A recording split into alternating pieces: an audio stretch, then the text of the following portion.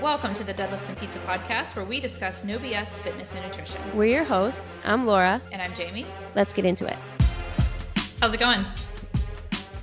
Good. I just got finished helping Caleb with his homework, and he hasn't been doing his work in school.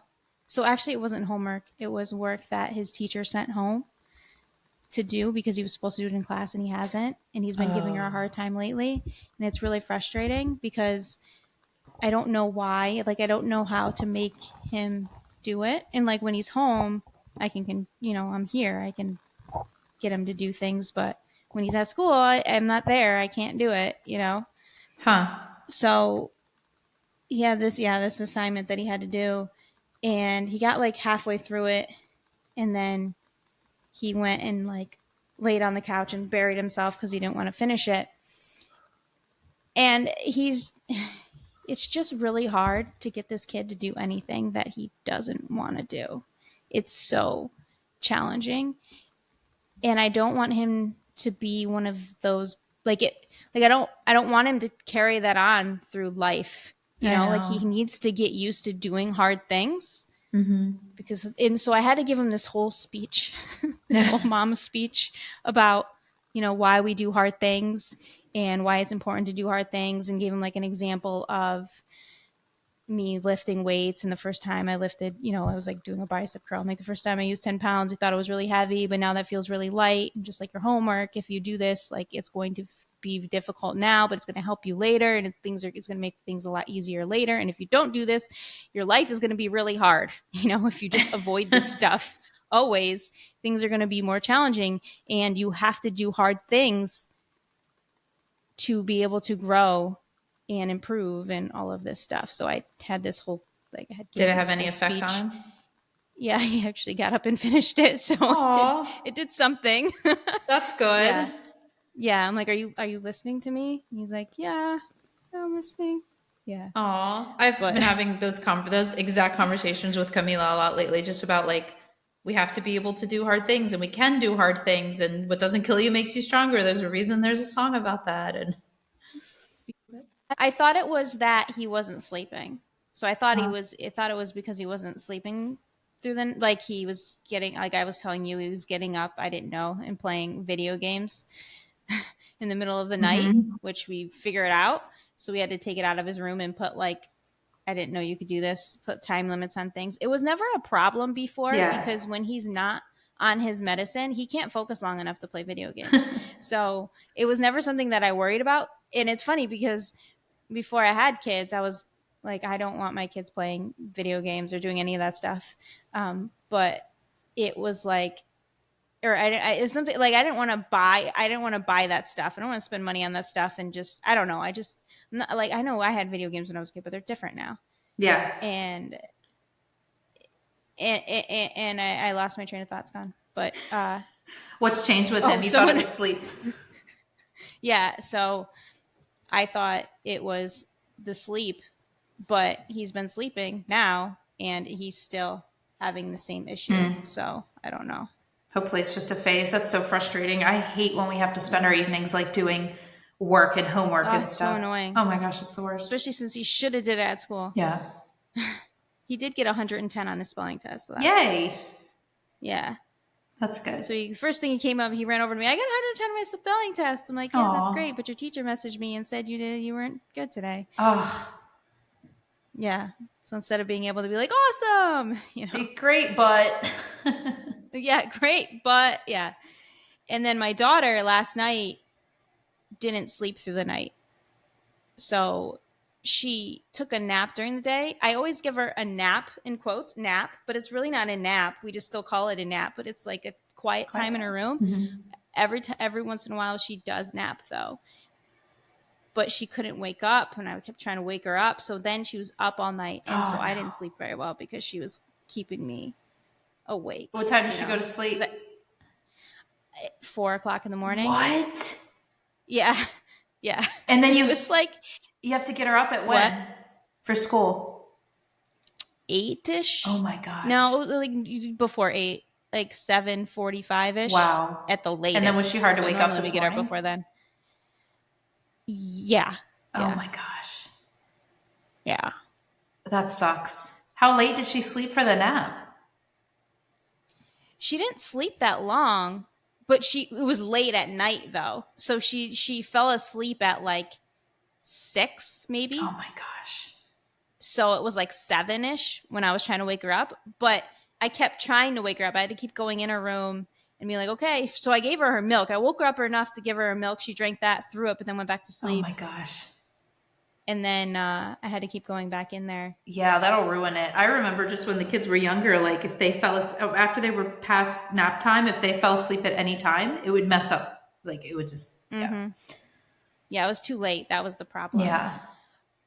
But I did have some good news this weekend, or not good news, but something exciting happened this weekend. It's not going to be super exciting when I tell you, but for me, it was really exciting. So, I'm waiting in anticipation. so the hardest thing with her. As I start this, you're going to think I'm going to say one thing, but that's not what it's not that exciting. She didn't learn to talk or anything, but the hardest thing about having an autistic child is the lack of communication because she doesn't talk, right? So I have this 5-year-old who I can't communicate with, and it makes it very challenging.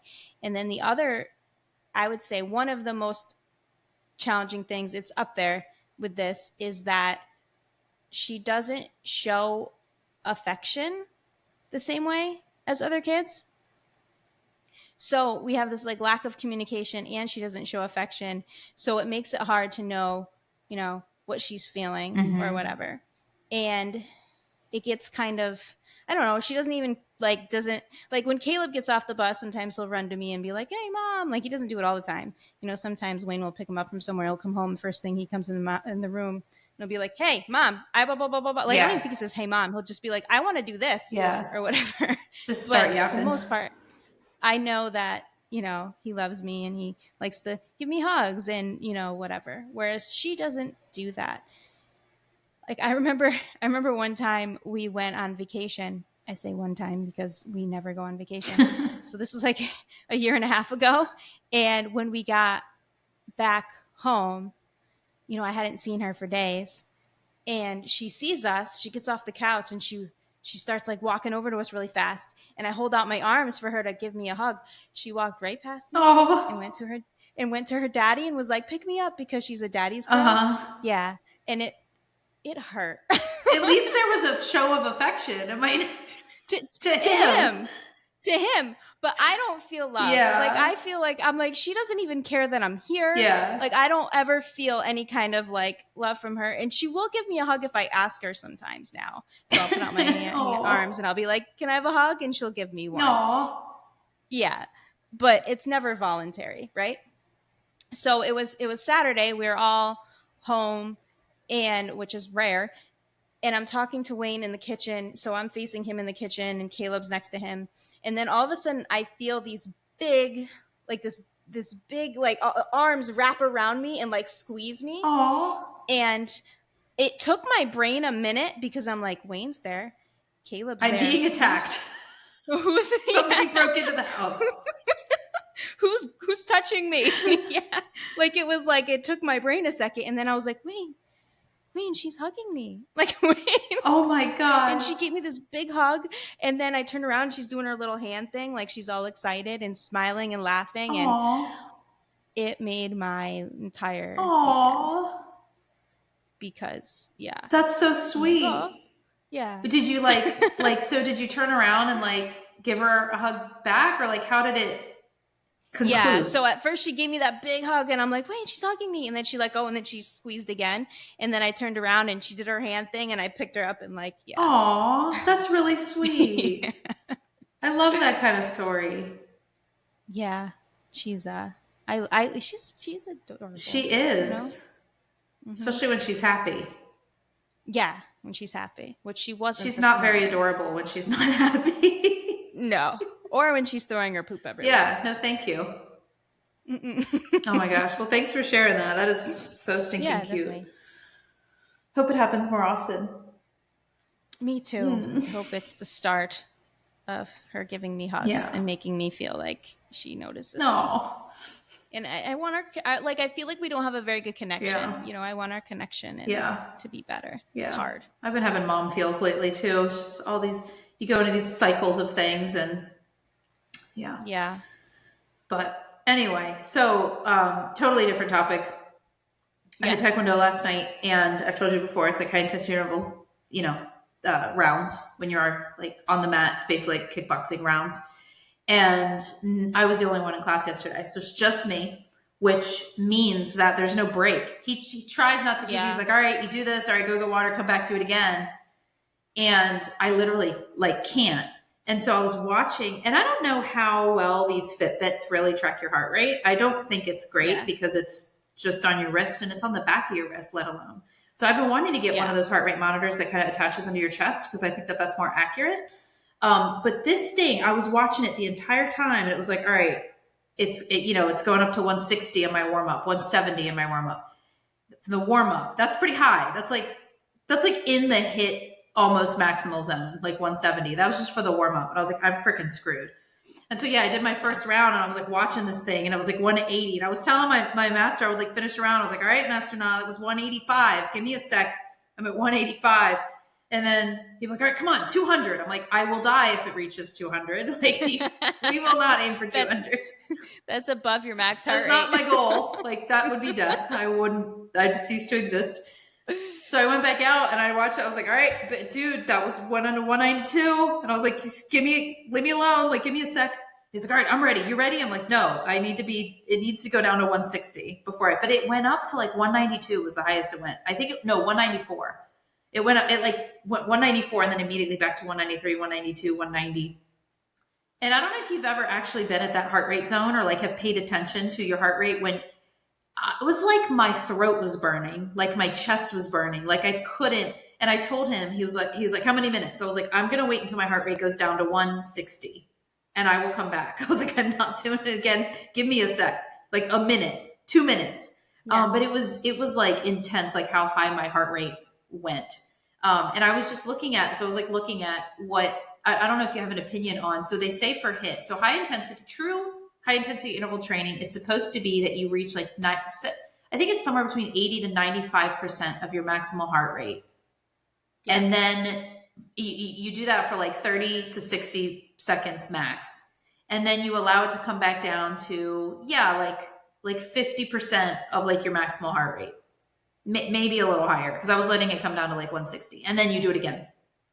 So the problem was I wasn't being allowed enough time to kind of bring it back down. And when you don't bring it back down and you only let it dip a little bit and then you go right back into it, that's when you start risking injury because you start getting floppy and you start being like not able to recover. You can't actually go to like the full intensity, right? So it's definitely like, it's like truly HIIT when you can get those rhythms. But 194, that's like beyond, that's like 100% maximal heart rate, pretty much.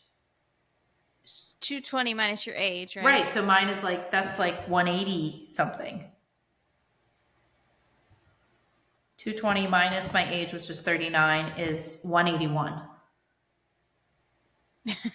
and I was at 189, 190, 192, like every round. And again, I don't know how accurate the Fitbit is. There's some times where I'm working at a very high heart rate and it's like, you're at 160. And I'm like, bullshit, I'm at 160. So, but I'm just curious, like I usually during this class, I usually get into the 170s, 180s during these rounds. But because there was so little rest, I wasn't having enough time and it was like shooting up to like 190. And I'm just like curious if there's, and maybe somebody, I should do research. Is there like, what's wrong with going to your maximal heart rate? It's hard to recover. Like getting all the way up to max. Yeah. And like, what is actual maximal heart rate? Well, they say 220 minus your age, that's 181. So if I'm going beyond maximal, what is beyond maximal? You know what I mean? Like that's where I start to get like, what's... I would assume that it means that either 181 actually isn't, because that's just a formula that you use. So everybody's is different, or that's not accurate and you weren't actually at 190 something. Right. You maybe were at 178 or something. Right. But I felt, was like I could feel that it was different than like I was this was harder than normal. And even when I got home, like my throat and my chest were still kind of like, I had this like light burn almost in like my throat and my chest. It was very uncomfortable. You've never felt that before? I felt it before. You have that feeling? I avoid that feeling. I hate that feeling. That's how I used to always feel. Yeah. When I'd play basketball, or anytime I did any kind of endurance or cardio, that's how I would feel, is that burning in my throat. Yeah. Feeling where you almost feel like you have a sore throat. Yeah. Yeah. And I used to feel that way. And it feels like you're like there's almost blood there. You almost like taste blood in your mouth. Oh, I don't know if it's like salty. Okay. I don't know if I'd go that far. No. Yeah, that happens to me too. It's like, it's terrible. But I used to feel that way when I did like Insanity, like the Beachbody workout. Because I've always said before, like doing a certain intensity feels bad. Like I don't like the way it feels. Like people say this feels good. This does not feel good. And I don't feel good after. I feel worse after. And then when I took up running, I was like jogging years and years and years ago. But sometimes I would feel that way when I would push myself to go like a certain limit that I normally didn't go. Or my friend would like to race. There was a hill at the very end of our route, and it was like a very steep uphill. And at the very end of our run, it would be like a game, like, all right, now to finish this off, we're going to sprint up this hill and like try to beat each other. And yeah, that burning, and I don't like the way that feels. And I was attributing like because I'll do these high intensity intervals and I don't feel that burning. I feel like my heart rate's really high. I feel good. I feel like I'm adapting. I'm doing something that I'm forcing my body to adapt to. My heart rate definitely skyrockets. But last night was the first time I felt that throat burning that reminded me of that. And I think it's just that going to that such high extreme and then not really giving yourself that time to like fully come back down, like staying there too long. I don't like the way that feels.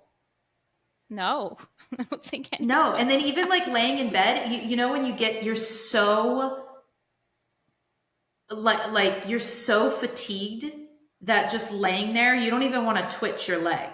Like it's like your legs and your body are sinking into wherever you are. And like, you can't even, my whole leg felt like a log. Like if I were just gonna like pick it up and move it, not in a painful way. I didn't feel sore. It was just like dead weight. My entire body was like dead weight. It's just interesting. Yeah. I don't do that stuff. So yeah. Well, now I'm in my head wondering like, what is that? Like, what is that threshold of where that takes effect? What's that? What do you think that taste in my mouth is? Is that like lactic acid or something? I guess that's possible. I have to look it up. Yeah. I haven't noticed that taste, but it's like this burning and it's in my upper chest too. Mm-hmm. I hate that. That's what happens when I run. Anytime you run? Just going for a jog. Yeah. Just going for a jog is if I'm jogging at a brisk pace, you know, I don't know how fast it would be, but yeah. So I was reading a study because we had to have podcast topics, right? So I was looking at Alan Aragon's most recent research review, and I was reading a study on tempo. It was, I think it was called How Slow is Slow Enough, right? So we're talking about slowing down the eccentric, slowing down that lowering portion of an exercise. We know that it's important. How important is it? How slow do we need to go? And it was interesting because like it's kind of stuff that we already know, but it kind of got me thinking. But it was interesting because they were looking at the quads and they were looking at that main quad muscle, femoris. But then they were also looking at the little ones on the side. And what was interesting is they didn't really actually notice a difference between strength or hypertrophy in like that main quad. What are we laughing at? Femoris. How do you say it? The rectus femoris? Yeah. Okay. Yeah, but then there's all the other ones, right? Vastus lateralis, vastus medialis, rectus femoralis. What is it? Femoralis? Jesus, now I'm forgetting the word. Femoralis. No, it's femoris. Why am I putting an L in there? Femoris. I don't know. It's just the way it's just laughing at you because you're like the femoris. The femoris one. Rectus femoris. I'm not making fun of you. The lateralis and the medialis or medius? Which one is it? Medialis. The inner one, medialis. The outer one is medialis, right? There's an extra syllable. No, lateralis. Huh? Is it lateralis? I'm like, the lateralis. It's lateralis? Yeah. But it's not medialis, Yeah. it's medius. No, it's medialis. Oh, it is medialis. Yeah, Lateralis, I believe medialis. so. But not femoralis. It's just femoris. These words. Rectus femoris. Now you're screwing me all up because now I don't even know anymore. All right. The rectus femoris is the main quad muscle. When people think of quads, it's that main big one on the front, right? And then you got all these. And then there's the vastus medialis. Vastus medialis. Yep. There's all these little ones. But so the reason that this all matters, all these like little ones, and it doesn't really matter what they're all called and where they are, but well, it does a little bit if you need to know certain things. But the point is that it seemed like the lowering, slower eccentric, a slower tempo affected those ones greater. So, and then they mentioned about having a different makeup of muscle fibers, so that the vastus lateralis, I believe, because they talked about the medialis and the lateralis in two different ones, but that one of them seemed to grow more, bigger hypertrophy when the tempo was slowed down, probably likely due to a different type of makeup. It's got more type 2 muscle fibers, which I just thought was interesting. I didn't necessarily think about the idea that different muscles can have different makeups and that they might be affected differently, right? But it basically was saying that like tempo, it's a mixed bag. Like tempo does matter and it doesn't matter sometimes. And likely the most ideal quote unquote tempo is going to be like a 2-second lowering. So it's really not this long and slow lowering. And what a big downside of slowing down your tempo too much, and especially considering your goal. So if your goal in a squat is like strength, then slowing down the eccentric is going to make it so that you can't actually get stronger as easily because you can't load up the bar. And similarly with even hypertrophy, if you're training for muscle growth, if you slow it down too much, you're very likely to impact how much weight and how much volume you can actually do. And you're probably going to get sore AF. Yeah, and you'll get more sore and it's going to be harder to recover. Because one of the other things they did in the study too was that the people who were not doing they were just doing a 1 second, very quick movements throughout. They were able to do almost double the amount of repetitions than the people who were slowing down the tempo, yet they had the same muscle growth on the femoris, rectus femoris, same muscle growth. Yeah. But some of the smaller ones were growing at a more rapid pace when we lowered the eccentric. So I thought that was interesting. I feel like I read this. I wonder, I didn't read it in Alan Aragon's, but maybe it was in, because I did read Lane Norton's a little while ago, and I bet you it was the same one. Very possible. And it was, yeah. And it also, someone was talking about the different exercises kind of hit them a little bit better too. So if you're doing like something heavy like a squat, it might be more beneficial. I don't remember which muscles for certain ones. Whereas I know the leg extension, you have to do something where you're just moving your knee. Oh, wow. And not moving the hip joint. Yeah. So which one is it? Now I forgot which muscle, but one of them connects at both ends. Mm-hmm. So it doesn't get stretched in a squat because it's getting pulled from both ends. So if you do a leg extension, you're stretching it more than if you're squatting because you're moving at your hips and your knees. Got it. Yeah, like the insertion point and the origin point of that specific muscle and how you can hit it. Yeah. What was I going to say? Oh, but I thought that it's also something that has to do something with, which ones, there's certain ones that might benefit more from doing something like a squat where you're lifting really heavy and something from like a leg extension where you might be going a little bit lighter with higher reps. But it just kind of, it's just like, it's good information to know, but it's also like, just do a variety of things and you're going to be fine. Yeah. That's true with almost everything, right? Yeah. Because sometimes people will read things like this and be like, oh, I don't need to worry about tempo because it wasn't really that big of a difference. But like, we do also need to pay attention to tempo because there's other reasons that we might slow down what we're doing. It's not just, oh, I need to make this muscle as big as possible or hit it as much as possible. Like that can definitely be a technique. But slowing down the tempo can have a lot of other benefits. Like it can help you be way better with your form. Like if you have to do a 1, 2, 3 pause and then powerful up, that's going to most likely lead to better form than if you're just like rushing through it.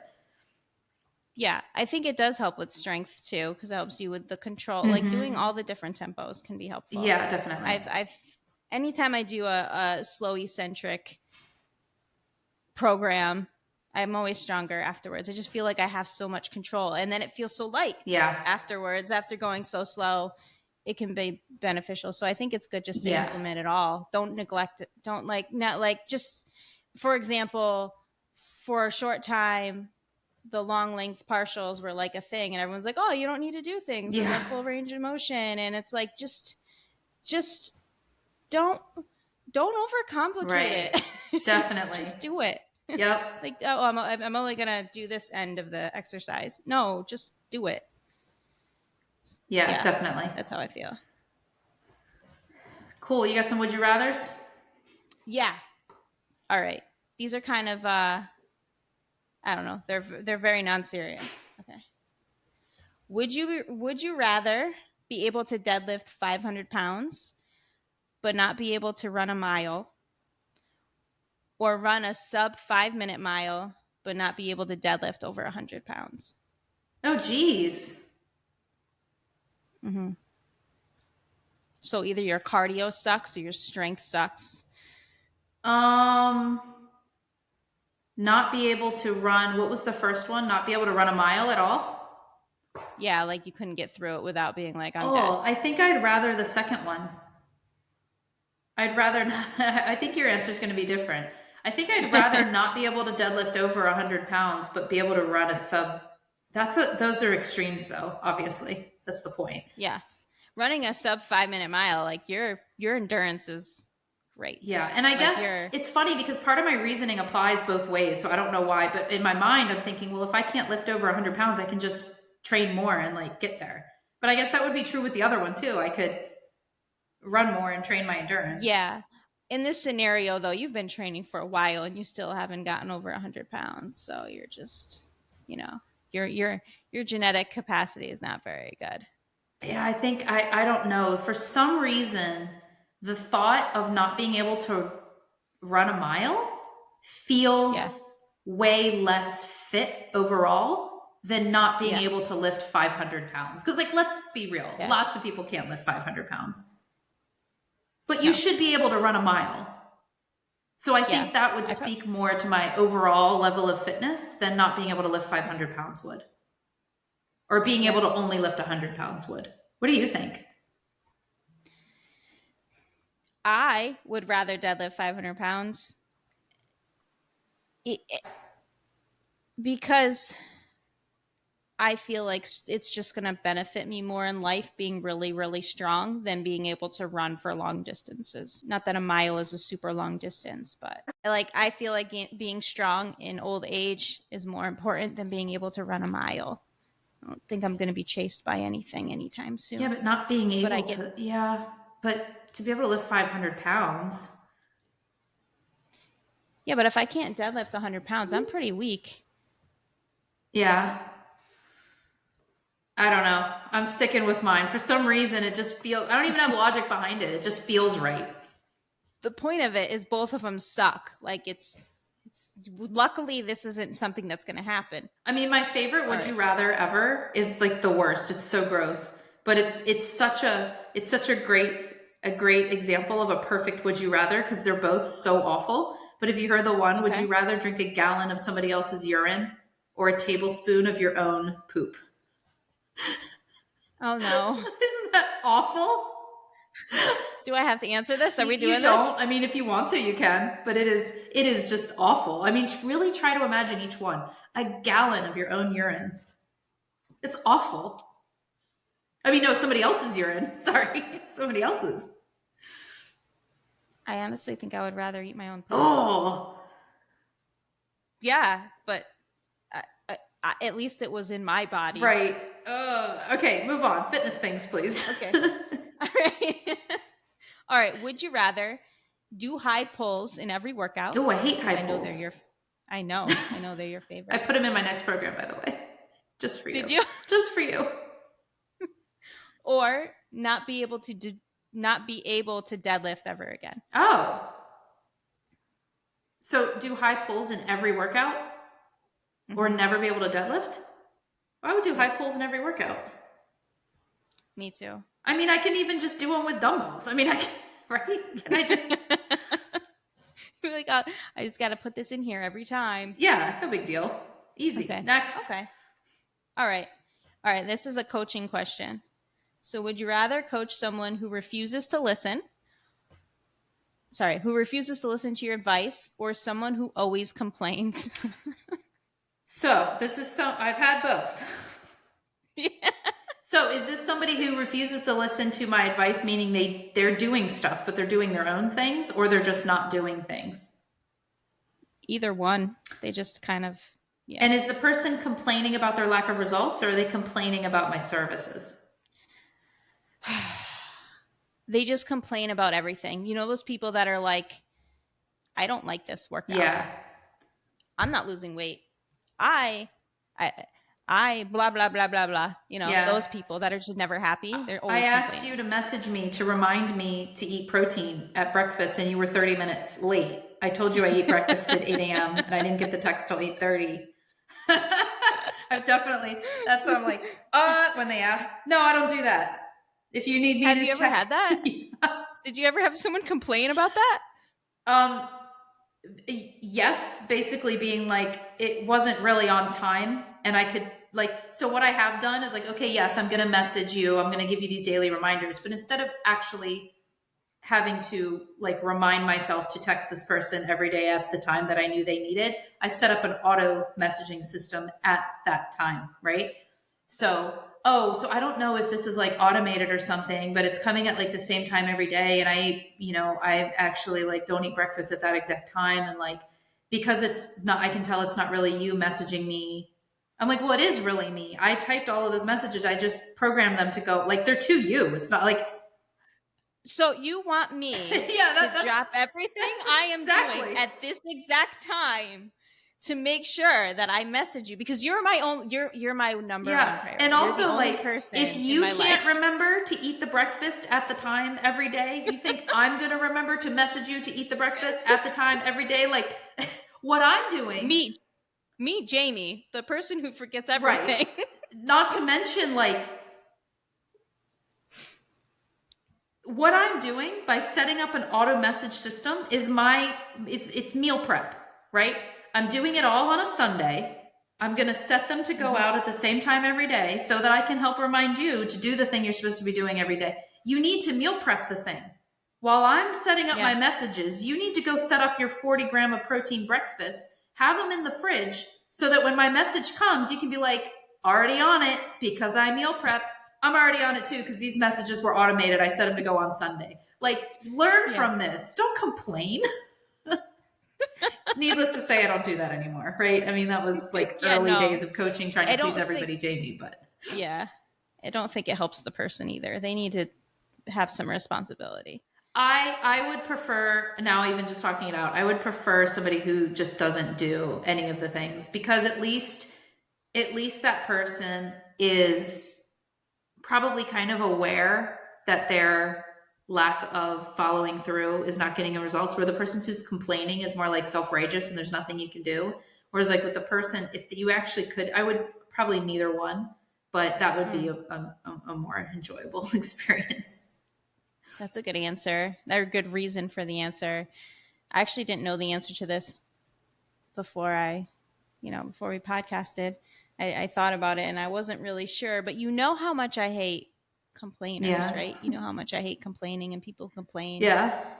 It drives me insane. So having someone complain all the time would get to me after a while, and it would make me feel shitty. Yeah. Because I feel like I can't make this person happy. Yeah. And I think that would make me miserable after a while. And someone who just refuses my advice, that would bother me too, obviously. Well, to be honest, I don't work with either one of. I let people go when they're like that. I have no problem now. Yeah. A few years ago, I got to the point where it was look, and I'm really good about doing it before it gets too late and you've really burned bridges. Once I start sensing these things, we'll have a couple conversations, but after 2 or 3, I'm hey, look, no judgment. This is not the right time for you. I seriously wish you all the best. If you ever need anything, do not hesitate to ask me. But this is not like a great time for you. And I'll frame it as like, I don't want you to waste your money on this. I know that your investment was a big deal. Yeah. No hard feelings. Like, I will cut them loose because I'm like, and then they're more likely to come back when they're actually in a place that's ready. Yeah, I'll do that too if I feel like it's weighing on me. Yeah, because it affects me, because we're people that care. Yeah. That's why we do this. We care so much. And it's like turmoil, feeling like you're not helping somebody. So I would agree with you. I would choose the person who just refuses my advice. At least they're thinking. Yeah. And then there's a difference between somebody who's not doing what you want them to do, but they're doing stuff, they're just doing whatever they want. That's kind of annoying. When I create a program for them and they're like, I've had this person before where they're like, they'll touch base in their weekly check-in after missing like 2 or 3 and be like, oh, I don't want you to think I'm off. I've been great. I haven't been doing the workouts that are in the app, but I've been going to my boot camp class and I've been making sure that I'm not eating carbs. Like, I've been on it. Don't worry. And I'm like, what the heck? Like, that's not what... Have you listened to anything I said? Yeah, that's really annoying. Yeah, that is. But then there's the people who don't, so they're doing stuff. They're just always doing whatever the heck they want. And you're like, why did you hire me? If you already know what you want to do, just go do that. And then there's the kind that won't listen to your advice, but they're not doing anything. You know, so that there's even subcategories within the categories. Oh yeah, definitely. All right, you ready for another one? Next. All right, would you rather lose all of your progress and have to start over, or plateau forever but keep your current level? Plateau forever and keep my current level. Yeah, so where you're at, you're not going to make any improvements. Did you hear that ding, ding, ding? I did. Damn it. I put it on Do Not Disturb and it's disturbing me. Maybe I need to put it on I put it on work. Let me put it on Do Not Disturb, see if it makes a difference. I would choose plateau forever. And the reason that I instantly say that without having actually thought about it, because if I think about it, actually, losing all my progress does also have a benefit, because then I get to work towards making progress again, which is very motivating. Mm-hmm. But I'm going to be 40, Laura, and I don't know. Yeah. I feel like if I had to stay exactly where I am and I get to stay here forever, that would be that actually would be a gift. But I can't, if I lose it all, how hard is it going to be to get back? It might feel like I'm at the bottom of a mountain. And even though I would go forward knowing in this other world where I have progress that I know I'll never be able to make progress again, it feels kind of freeing, actually. I think I'd be okay with never making progress. Do whatever the heck I want. Can I just stop working out? You can lose it. No, you can lose it. You just can't make any more. So I have to work out to maintain it. I can't do nothing? Yeah. No. I like the world where I can just stop. Yeah, that's a different question. That's what people subconsciously think when they enter a fitness journey. They know it logically. Like when you say logically, this is forever, this is a life. Yeah, I know. But they don't act that way. They act like there's some finish line and then they get to stop. They can eat like crap forever and exercise never and just maintain all the progress they built. Like, that's not how it works, unfortunately. No. I would lose all my progress and do it all over again. Really? Yeah, because I think I know more than I used to know when I first started. I think I could get to where I am at now faster than I did the first time around. Even though I'm getting older, I still think I could.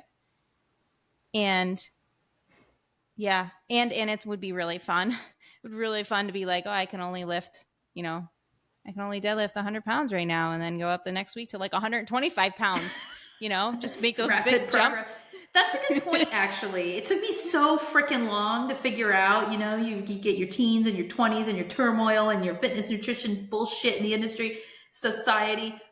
If I were to lose it all and had to start over tomorrow, I could do it in like a year and beyond. Yeah. That's a good point. Yeah. And in that world, there's no cap on progress, right? Other than like normal things that might impact it, like age and stuff like that. There's no cap. Yeah. Huh. No. Yeah, it wouldn't take me that long to get back to where I am. And despite what that study says, I don't think that you just can't build muscle once you hit a certain age. I'll let you know when I take the first option, and I'll do it again after I've gone through menopause. I don't think it's saying you can't. I don't think that's. It's saying that none of them did. Yeah, but there were certain that we knew, like it wasn't a very long period of time that it was done. They didn't monitor the nutrition at all. Remember that? There was no nutrition monitoring. They weren't optimizing That's protein. what I'm saying. Like, I don't think that's true. But I do definitely think it's harder. Progress. It's different. It's harder. Yeah. You have to be more dialed in on everything. You have to really be, because we don't have the things on our side that youth like gives you and stuff. No. So yeah, I don't know. Maybe I'm changing my answer.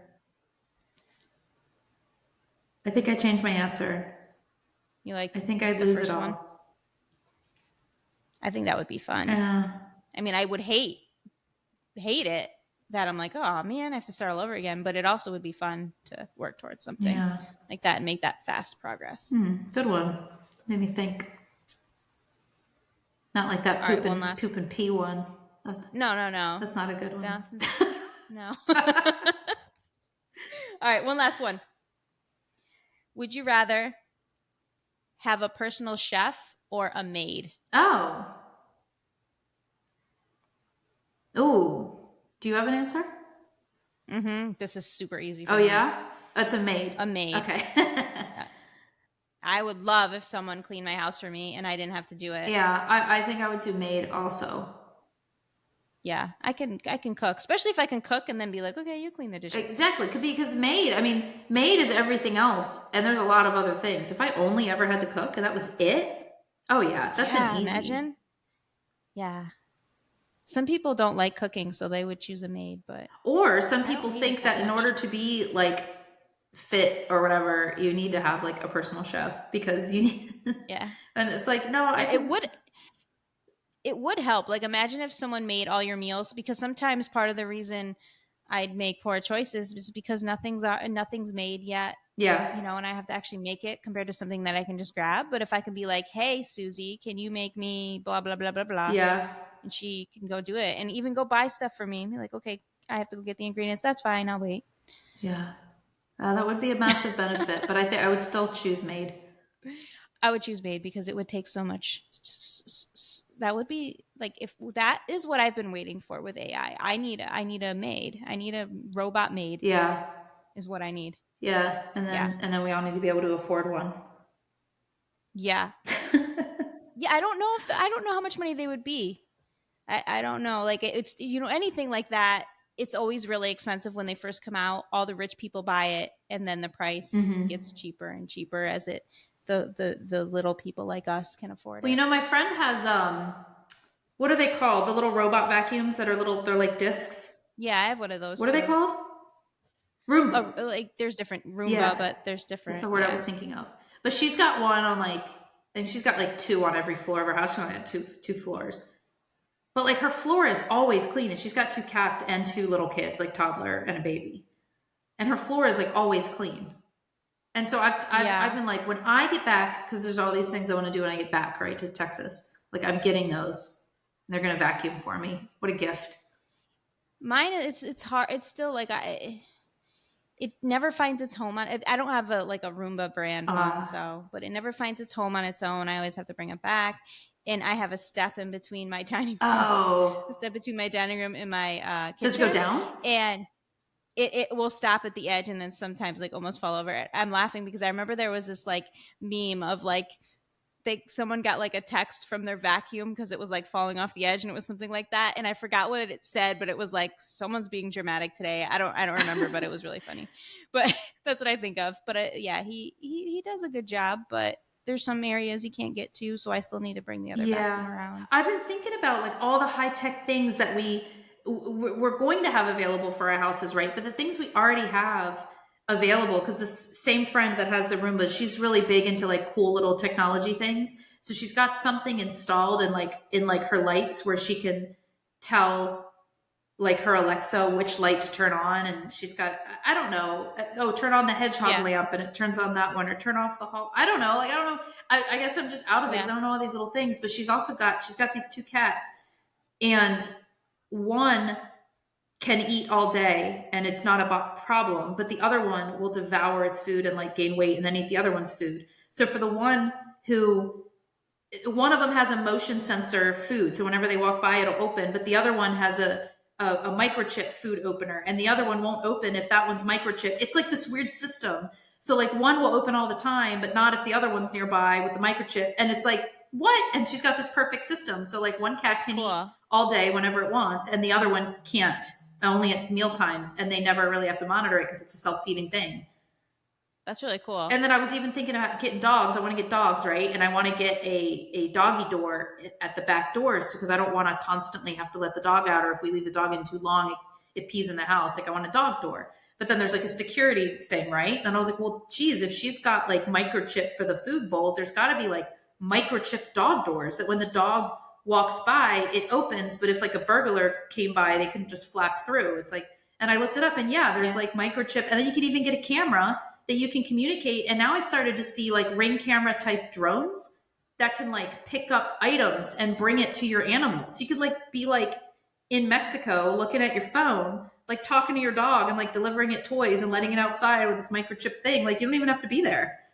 You don't need a dog sitter anymore. That's one of the hard things about going on vacation is you're like, someone needs to let out your dog. Yes. And feed them. That's actually what I've been thinking about. I was like, I want to make it as easy as possible to still be able to pick up and go and not have to like worry about, because I want like these like pit bull dogs. It's hard to get care for those types of dogs. People don't want to come. Like, it's like, yeah, what can I do to make it as easy as possible? The technology is wild. Yeah, some of it's going to be awesome, and then other parts of it is scary. Yeah. But, you know, we'll take the good with the bad. Yeah. Do you want to play one quick game? Well, it's not really a game, but so I saw something on Instagram that said the movie that was number one when you were 10 years old is what your 2025 is going to be like. I don't know what the number one. Do I have to Google it? So I'm gonna look it up. Oh, okay. We're gonna look it up right now. I have like a website that'll tell you. The movie that was number one when you were 10? Yeah. So your birthday is May 13th. 1985. Ooh, good job. Yeah, you're 2.5 years older than me. Okay. Okay. I didn't look up mine yet because I just wanted to do it on here. Crimson Tide. I don't know what that is, but that looks like what's his name? A clash of wills between the seasoned commanding officer of a U.S. nuclear missile submarine and his new executive officer. What's going on? I don't know. What's yours? Mine suck. Denzel Washington. That's yeah. Okay. Let's do mine. December. I thought this would be more fun. I wanted them to give me, like, Lion King was really popular when I was a kid. Crimson Tide, what the shit is this? Scream 2. Scream 2 was yours? Mine's going to be a horror movie. Wait, was yours Scream 2? Yeah. That's so applicable to you, though. Because I like the Scream movies. Yes. But I don't want my life to be them. We don't wish this for 2025. I know. I get stalked by a masked killer. Maybe it just means he's killing all my friends. Maybe it means good luck in 2025. Good luck. Like, oh look, your favorite movie came up. So you shall have luck in 2025. Whereas mine is like Crimson Tide. Your year's gonna suck. I don't know. Yeah. Well, hopefully some people still live. Good luck, maybe for Laura. I get to live. If I'm the main character, I get to live.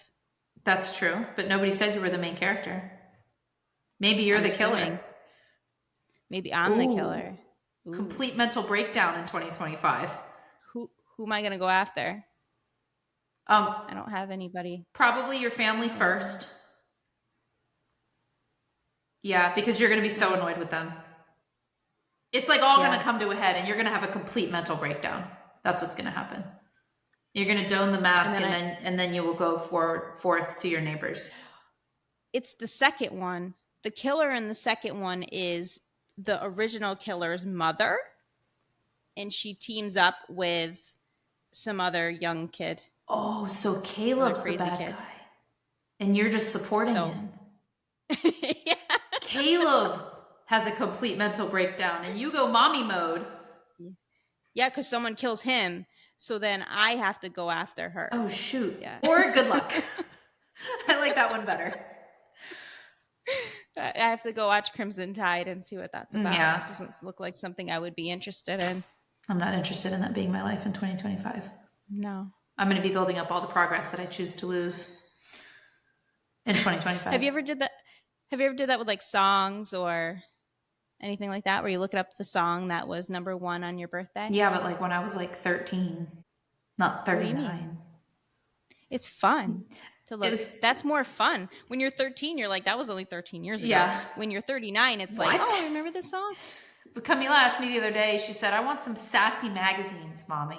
I was like, what are sassy magazines? Because she got it from Young Sheldon, because one of the teenage character in Young Sheldon was like talking about sassy magazines. I was like, what are sassy magazines? She's like, magazines that have like cute boys and these quizzes to figure out who's your crush. And I was like, I know exactly what you're talking about. Do they even make those anymore? I don't know. I used to have a bunch of them, and then I had like posters on my wall from them and stuff. Yep, the middle. Yeah, it always came with. You'd have to get them out very carefully so that the staples wouldn't rip your posters, and then you'd hang them on the wall. Yeah. It was my wallpaper. Hanson was my wallpaper. You couldn't see the color of my wall. Yeah. There were so many posters on it. I used to also have Sports Illustrated, like for kids. Not the bikini models in the Sports Illustrated?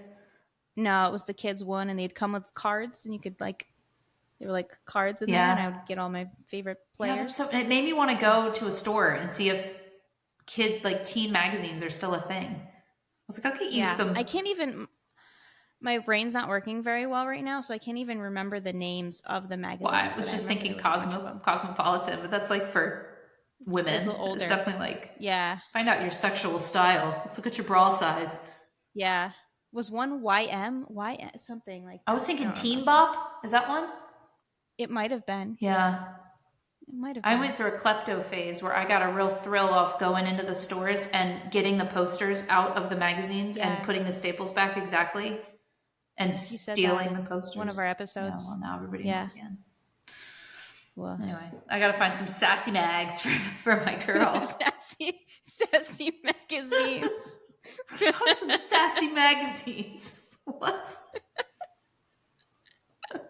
That's what we still call them today.